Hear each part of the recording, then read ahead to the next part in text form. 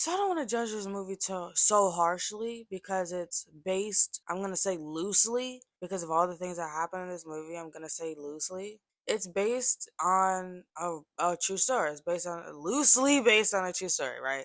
So I don't want to judge what the characters do too harshly because how much of it is real, how much of it was the screenwriters and developers and producers say so. That's different. The imaginative part versus what really happened is different. It's hard to tell unless you've looked it up for yourself, right? But she's useless and he's weak, and that's the basis of this. She's useless and he's weak. Let me explain it to you, okay? Because, and I want to be nice, and I was gonna go through the movie with you. I was gonna sit down, go through the movie almost scene by scene. Now, not like a long thing, but kind of just to explain what's happening in it. But I don't want to do that because it's not like this movie was bad, but it wasn't good. Okay, so it opens up and these people, this man is being chased through the woods, and it's the opening scene, and you're already showing me killers. You know he's not gonna survive. Then we get to this couple. They're on a road trip across the country or something. They decide to stop to eat. They're being stared at the entire time coming in this place. The entire time they're being stared at, right? And this town is like low key. It's not got a large population very clearly. It's disgusting. No offense. And I'm sure there are nice small towns, but this one isn't a nice small town. It's a weird, awkward, ominous small town. Small towns like those you run from. But of course they don't because they're the main couple. They're supposed to be killed in this movie and they're, whatever. So they go to a diner, they eat. Once they eat, guess what happens when they come back outside? And mind you, the whole time they're actually eating, these people are talking their head off. Not even eating, ordering their food. These people are talking their head off. Like about anything. Are you married? Where'd you come from? They get back outside, like I said, in the car all of a sudden for no reason at all. Even though coming here to the diner was completely fine, the car is broken now. When they get back outside, the car is broken, right? Which is perfect. It's perfect. And the boyfriend says it. The boyfriend said exactly what I was thinking. This is a setup. You're setting me up. He didn't say you want me dead, but he was definitely saying like you must want my money or something because it's a setup. All the way here, my car was perfectly fine. It was working perfectly fine. Now that I get here in front of this diner and the mechanics were staring at me from outside, all of a sudden my car don't work? You're full of it. You're full of it. You're not working on my car. Swear to God. So she's like, no, relax. You don't know what you're talking about. They're not gonna do that to us. Let's just go. Because somebody else comes over and is like, listen, here's an Airbnb you can stay in and you can sleep in that. And you can sleep in that for the night and you can sleep in that for the night and in the morning they'll give you your car back, you can leave. She's like, let's go. That's so nice, thank you. He's like, ew, no, I don't want to do that. But he goes with it because his girlfriend says so. And which is sick and twisted. I would have been like, we're leaving right now. At this point, it's too late. But anyway. So once they get inside this cabin, they realize the fridge of this cabin isn't actually working. So she calls the number of the owner because he has his his number on the fridge. She calls it. He doesn't answer. She leaves a voicemail. That comes back, which is the only reason I'm telling you now. After that, basically, they get a knock on the door, right? And it's so when they get a knock on the door, it's well, it looks like a child and it sounds like a child, but it's just a person. And it's one of the killers, but obviously they don't know that yet. And it's super ominous, super awkward. She's like, is Tamara here? And they're like, no, you have the wrong house. And then she stands there for like a few more seconds just staring at them and then walks off. And you don't get to see her face. She clearly unscrewed the light bulb so that you can't see outside, and it's just so awkward. It's so awkward. And it's like such a red flag, dude. Because the husband was like, we're in the middle of nowhere. How could she have gotten the wrong house? And it's so weird. That's so hard to explain. And this has got to be black person red flag number 8 so far. Okay? Because this is, nah. No. So he realizes he left his inhaler in the car. After this encounter, he leaves her alone in the house by herself. So she's wandering the house, she's smoking, she's listening to some music because she keep thinking she hearing things, right? So of course she smokes. because she keep thinking she hearing something. And she is hearing something, but what does it matter? She's not gonna do anything about it. So she smokes, she listens to music, and then for a minute I thought the boyfriend was dead. And I said out loud, watching this movie, if he's dead, she's dead. Which hurts me because I love women. But this woman is useless. This woman is useless.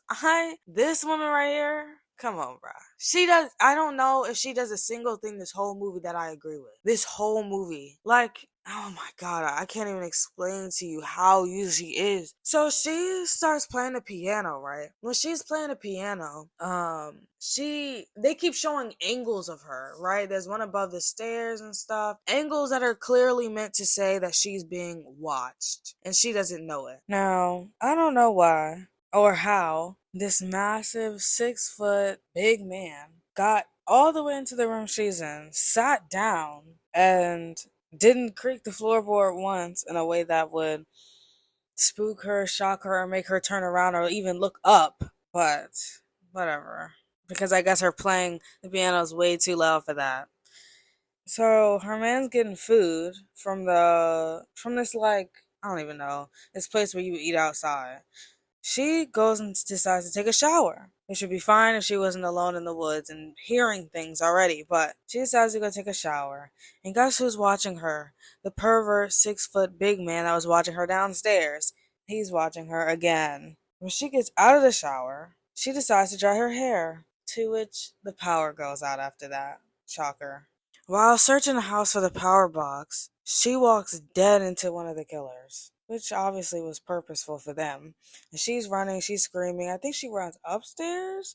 And when she runs upstairs, she hides into a closet and puts her back to a wall. Just so dumb. Like, she didn't put her back to the door that she closed or anything, just a wall. So after surrendering herself, basically, her man comes home. Thankfully, her man comes home and opens the door, because obviously they make you think it's going to be the killer that opens the door, but it's her man. And he's like, what's going on? What's going on? She's like, there's somebody in the house. He's like, okay, bet, but I need to go turn the lights back on. So she's like, I know where the power box is. I'll take you. They go out, they turn the lights back on. And then I thought for a second that he was going to, I don't know why I thought this, because this is not even movie logic ever. But I thought for 2 seconds he was gonna believe her, and I don't know, that maybe would trickle the rest of this stuff happening or something. But of course he calls her dramatic. You're seeing things, and not just you're seeing things, but because you smoked something, which is crazy to me. Because unless it's hard, heavy drugs, I don't really think anything mellow is gonna make you see a grown person in a mask. Like, that's sick. But he takes it as she sees something, and it's a picture in the bedroom. There's a picture in the bedroom. That picture right there. He said that's what she saw. Which would make me mad if I was her, to be honest. Because you're not going to call me delusional. And not only did you call me delusional, but you're telling me I didn't see a person, I saw a picture? It was black. It was pitch black in this house. It was dark in this house. And you're telling me I saw a picture from that far away? And I thought it was a person? Are you dumb? That's not even logic. That's not even close to logical. Like, that's really, really dumb. And honestly, I would be mad if somebody told me that's what you saw and I know what I saw. That's not even a red flag. That's a clear, cold cut evidence something is going on and there are people in this house. So not only did she see somebody, and then she totally was like, okay, maybe I am seeing things. Totally believed that she was delusional. After that, they get a knock on the door, right? While having the conversation, they get a knock on the door. He's like, ugh, I'm tired of this. He goes to the door. And when he opens it, he sees her standing all the way back there, which to me is another red flag. You want to know why? Because how could she possibly have knocked on the door and then ran all the way back there without having looked like she was running, breathing heavy, hunched over, nothing, none of that. She's just standing there. That means somebody's closer to the door, yes? Okay then, like, come on, what? I think he yells something at her or whatever, and then they get to eating. They're laughing, joking, haha, so funny, whatever. You're such a messy eater, right? Because he's dripping, like, condiments off his, like, mouth and burger or whatever. And then they realize something else is dripping, and it's blood dripping from the ceiling fan. So they look up, and it's a dead, like, I think it was a duck or a goose or something like that, and it's dripping blood. And I'm not gonna show you that because I do not want this to get taken down. But it's dripping. She screams. She's like, "Oh my god! I told you somebody was in the house." She runs to the door and locks it. Now, when she runs to the door, a axe comes flying through the door, and listening to, I think her name is Madeline, the lady that plays this role, talk about how that scene was not CGI and that axe did come through that door that close to her face. That's terrifying. Couldn't be me. Couldn't be me is all I know. But you do what you do for your craft, I guess. So, of course, she screams, backs off, and he's plowing through this door, destroying it. They run to the bedroom where the portrait was, right? And they close the door. The boyfriend, puts a tiny, tiny dresser, not a big one, but a little one, hip height dresser, puts it in front of the door, two blocking doors so they can't get in, and then they back up past the bed and sit down on the wall. They just sit there again. And before you say, why don't they go through the window? That's because the windows are boarded up in this house. That's perfect, isn't it? Ironic. That is just perfect timing. So, Big Man, then obviously the killers are in the house at this point. Big Man goes to the door, starts beating through it, and makes a hole so that he can look at them. Because all of this is a game, and he's doing this, him and the two women that he's doing this with, they're doing it for sport. And it's very clear that they're only doing this to torment this couple for whatever reason, right? After having this like stare off moment or whatever you want to call it, they make a sound like they left the house. And you know what this couple does? They decide, let's leave the room and see if they actually did leave the house, which is so dumb to me. Like where is the logic here? What are you doing? They leave the room. They go because the idea is to get outside and get on a motorcycle that he rode into town on. But when they get outside, the motorcycle blows up, which is not actually shocking at all. Like, why did you think that they were gonna let you leave? This is clearly a life or death situation. You thought they were gonna let you walk away? Like, I can't explain to you how annoying this couple is, and the things that they do make me so mad. And I don't want to be mean. I don't want to be rude because it's based very loosely off a real true story. So of course somebody has to die in the end because the point is that in this true story somebody dies. But when when you watch a scary movie and you see them making dumb decisions and you're just like, this is so retarded. That's how I felt this whole movie. Honestly, this couple is giving me the biggest headache. I need a break. And since they get a part two, since this movie, which I don't understand how you could give this movie a part two. If it's a true story, what is the second part? Totally fiction? Or are they still hunting this poor girl? Like, what is this? I'm pretty sure only the first part is going to be even loosely based on what happened.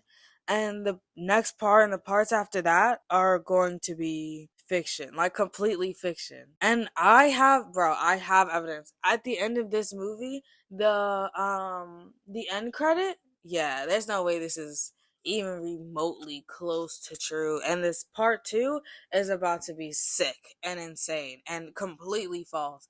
And you know what I hope she becomes like one of those final girls, but maybe like evil and kills them all, just decides to kill all of them.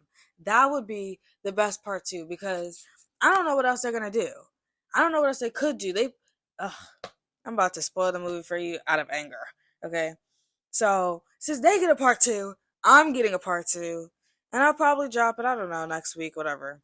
But yeah, I just can't. This movie's giving me a headache. These people are giving me a headache, and I need a break. So I'm gonna see you next week.